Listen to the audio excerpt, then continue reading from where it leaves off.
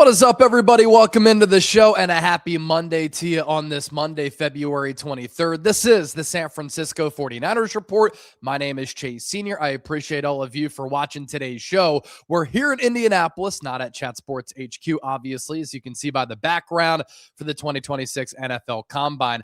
49ers General Manager John Lynch will speak tomorrow at 5:30 p.m. local time. So coming up on the show today, I want to go through all of the biggest Niners news, rumors, buzz, storylines going into Combine week, because a lot of people focus on the Combine being the underwear Olympics, right? All these prospects are going to test, but it is also a big week for coaches and general managers to speak with the media. Of course, Kyle Shanahan hasn't been here to Indy in a long time, so he's not scheduled to speak, but we will get an opportunity to sit down with Niners general manager John Lynch. Tomorrow on the 49ers Report, by the way, I'll have that full interview right here on the channel. So that's a reminder to hit that subscribe button. We just surpassed 192,000 subscribers right here on the show, but also hit that bell icon, turn on your notifications. Huge offseason coming up for the Niners. I've got you covered every step of the way. And whenever I push out a video, whenever we go live, if you do have your noties on, you'll get that push notification so that you can always stay in the know with all things Niners right here on the program. All right, let's begin here.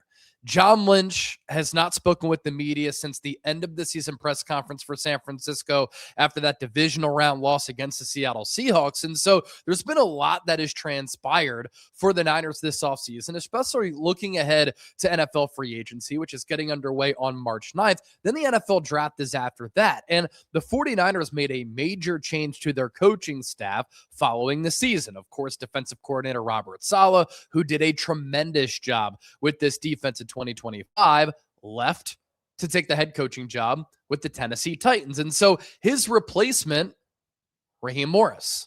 Raheem Morris and Kyle Shanahan have been very close since the early 2000s. There was actually an incident in which Kyle Shanahan came to Raheem Morris's defense when he had an unfortunate run-in with the police here at the NFL Combine in Indianapolis all the way back in 2005. They have coached with each other on multiple occasions. This is going to be their fourth time on the same staff, and they have remained best friends. I remember being here in Indy a couple of years ago after Kyle Shanahan had said if he were a GM, Raheem Morris would be his favorite coaching candidate. And I asked Raheem Morris about that, and he outlined their relationship. I do think their relationship is important here.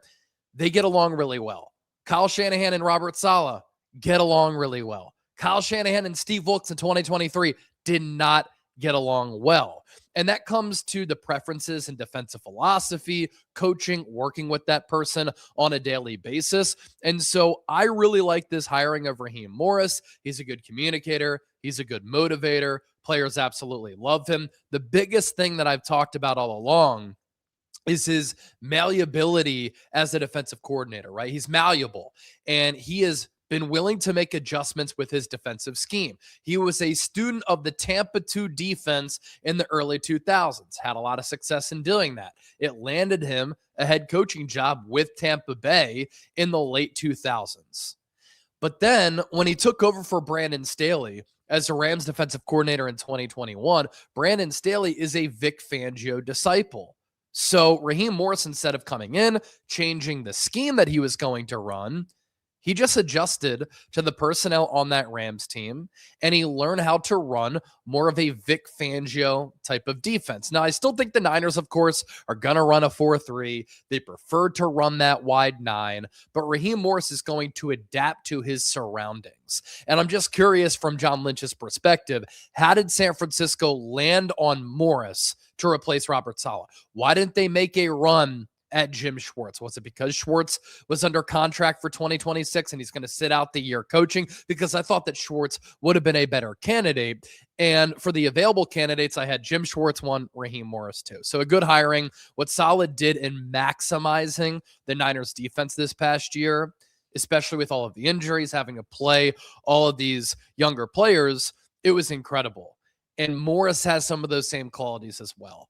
A big topic of conversation all throughout this offseason, which was certainly glaring in that divisional round loss to Seattle, and when the Niners played some of the upper echelon defenses across the NFL, is how San Francisco desperately this offseason, after they are the oldest offensive unit in the NFL in 2025. They need to get younger on offense. They need to get faster on offense. They need to get more dynamic, especially when they're going up against the likes of the Seahawks 2 times a year in their own division and the Los Angeles Rams. How do the Niners plan on accomplishing that? This time, compared to last year, going into free agency, they have a lot more financial flexibility. They're hovering around $50+ million in cap room. Last year was the reset year. Last year, as George Kittle put it, was the rebuild year. The Niners let a lot of players go. They all got bags for the most part in free agency. So the Niners prioritize going cheaper, eating dead money, going younger, and building through the draft. But now they're in this window where they just won 12 games. They won a playoff game.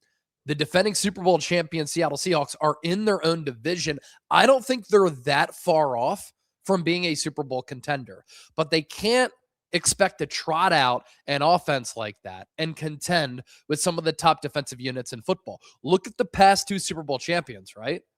Seattle Seahawks, best defense in the NFL in 2025. Year prior, Philadelphia Eagles, number 1 defense in the NFL in 2024. In this era where everybody is obsessed with TikTok highlight reels, social media videos going viral, fantasy football, betting, and with the offensive rules catering offensive units across the NFL, everybody thinks we're in this offensive era. Elite defenses can still win, especially when they can get after the quarterback with the dominant front, not having to blitz, and with a really good secondary on that back end. Well, when we saw the Niners in 2025 go up against Seattle, go up against Houston, they couldn't block up front. They couldn't get any separation with some of their offensive skill players. That has to change this offseason. So will the Niners go after a Tyler Linderbaum to fortify their offensive line and get better in the trenches because they got their asses kicked against Seattle? Will they go after an Alec Pierce or Rashid Shaheed in order to get an explosive, dynamic playmaker who can get vertical and rip the top off of the defense? And will the Niners be willing, as an organization, to change their offensive line philosophy? They need to get better at center and left guard specifically, especially if they want to close that gap on the Seattle Seahawks. Shifting to the Niners being aggressive, but on defense. Will they trade for a player like Maxx Crosby, who is going to dominate headlines throughout the week in Indianapolis throughout the course of the NFL Combine week? In free agency, will they go after a Trey Hendrickson to pair him opposite of Nick Bosa? Will they pay for a John Franklin Myers? What do they plan on doing with the linebacker pieces alongside Fred Warner? Will they trade away Renardo Green? Do they look at him as a corner too? What will they do to address the safety position? Because I think they need to get more of a ball-hawking safety who can play center field with range on that back end to make plays against the pass, because Malik Mustafa is more so of a downhill safety who is better around the line of scrimmage. Will the Niners use the draft to build offense, or will they use the draft to build defense? Remember last year, that was their emphasis, rebuilding the defensive side of the ball after letting Charvarius Ward walk, Dre Greenlaw go, Talanoa Hufanga, cutting Javon Hargrave, Leonard Floyd, Malik Collins. Their first 5 picks of the NFL draft last year, all on defense. Does that change to offense and pivot to offense this year because of the aforementioned problems that we discussed? Getting faster, explosive, and younger. And how do you get younger? You build through the draft on the offensive side of the football potentially for San Francisco here. What happens and what is the latest with wide receiver Brandon Aiyuk? Is he in the witness protection program still? I mean, the Niners haven't heard from him in a couple of months. Is he going to get released? Is he going to get traded? Have the Niners been able to reach him? We'll ask John Lynch about that. And if he does get dealt, what does the compensation look like? I don't think it's that much, because Aiyuk, does he want to play football? What's he going to look like health-wise? Is his mental health okay? But trades can happen during and after the NFL Combine. They just can't be official until the new league year. Remember, when we were driving back from Indianapolis last year, it was the Sunday, which was the second to last day of the NFL Combine. That's when Deebo Samuel got traded to the Washington Commanders. More to get to here on the show, but we're coming to you from Indianapolis side of the 2026 NFL Combine. And today's 49ers report is made possible thanks to our friends at Prize Picks. Shoot your shot on Prize Picks and get $50 instantly in lineups when you play your first $5. That's right. Prize Picks is now giving you $50 in lineups when you sign up and play your first $5. Prize Picks makes every dunk, every dime, every board that much more exciting. So don't miss this chance to get started on America's #1 app for sports picks. Prize Picks is very simple to play, my real ones. Just pick more or less on 2 to 6 player stat projections. If you get your picks right, you could cash in. Pick from all your favorite sports too as well, right? Anything from basketball, baseball, hockey, UFC, soccer, college basketball, tennis, golf, esports, football once it comes back, and more.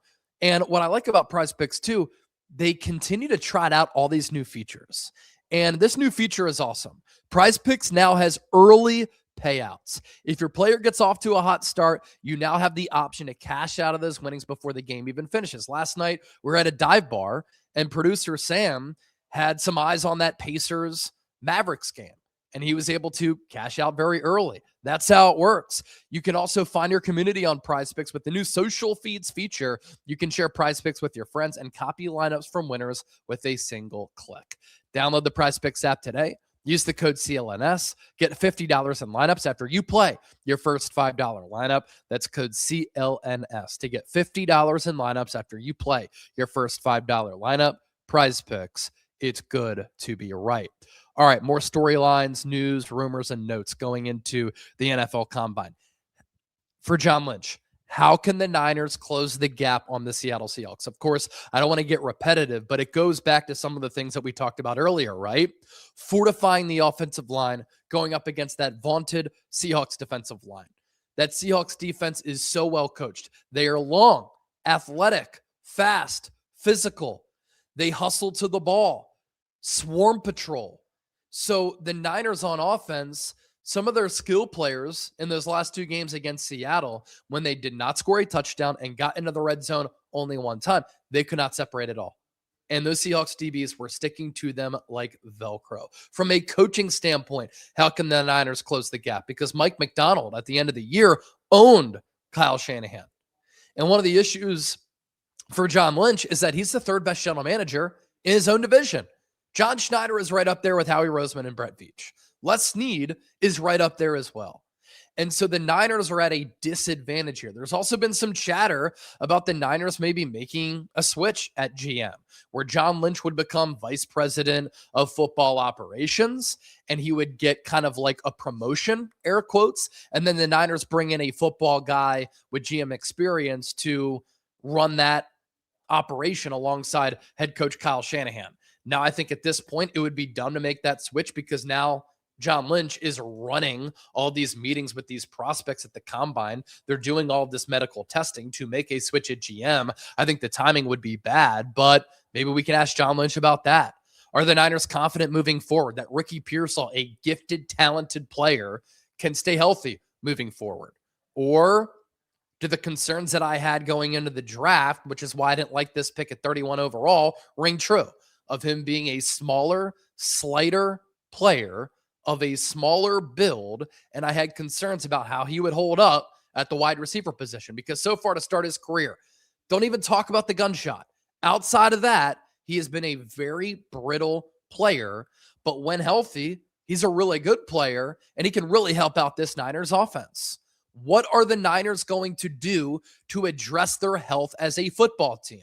Are they going to make any changes to the strength and conditioning personnel, head athletic trainer, how they stretch, how they recover? Are they going to move the practice field to run a self-experiment to see if the dangers of EMF are causing some problems? Players have been concerned about it. Potential free agents could be concerned about it. Do the Niners have any concerns as an organization that the substation being right next to the facility and these injury problems going all the way back to 2013? It's not a short sample size, people. All the way back to 2013. Could that impact the Niners' ability to acquire free agents? Because Trey McBride during Super Bowl week even said, I think it could, because he voiced concerns about it as a player. And then lastly, on the health front as well, how are the rehabs going for Nick Bosa? Mykel Williams, and George Kittle. When are some potential timelines for when those marquee players could come back for San Francisco in 2026?